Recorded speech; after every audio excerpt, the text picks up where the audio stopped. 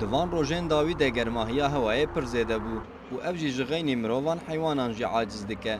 Li Mûşê di nava rojê de germahiya hewayê çel pileyan derbas dike û ji ber wê jî heywan zêdetir tî dibin. Germine bir dicar tinin av dedin ha se çar car bona germa tinin av dedin. Şivanên ku heta niha rojê du caran ajalên xwe av didan êdî çar caran dibin seravê. Hayvanê me em rê du cara av dide, bona germê em rê çar cara av dide. Berê du cara pez av dida jî germê em niha çar car av didin. Dema ku pez û bizin nêzî çem dibin, ji bo ku zûtir avê vexwin di nav tozê de dibezin û diçin ser çem. Ciwanên Mûşî jî di vê gavê de dikevin nav avê, guh nadin talûkeyan û xwe hênik dikin.